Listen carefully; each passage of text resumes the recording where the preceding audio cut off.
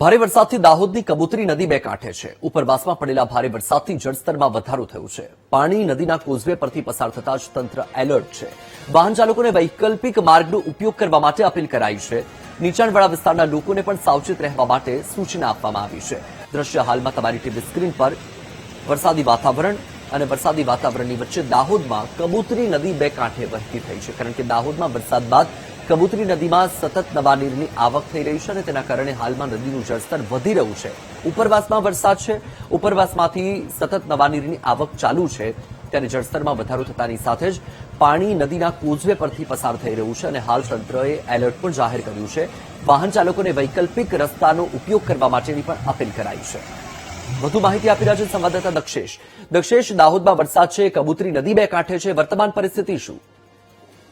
જે ચોક્કસથી કહી શકાય કે દાહોદ જિલ્લાના સિંહવડ તાલુકાના ઉપરવાસ વિસ્તારોમાં ભારે વરસાદના કારણે કબૂતરી નદીનો નવા નહેર આવેલો છે.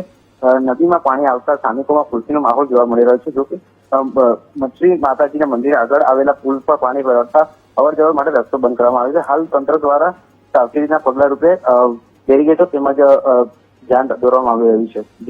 જી, માહિતી બદલ આભાર દક્ષેશ. તો દ્રશ્ય તમારી ટીવી સ્ક્રીન પર દાહોદના છે, જ્યાં દાહોદમાં વરસાદી વાતાવરણ છે, તેની સાથે ઉપરવાસમાં પણ વરસાદ છે અને ઉપરવાસમાં વરસાદના કારણે નવા નીરની આવક યથાવત છે. ત્યારે દાહોદમાંથી પસાર થતી કબૂતરી નદી હાલ બે કાંઠે થઈ ગઈ છે. જળસ્તર સતત વધી રહ્યું છે.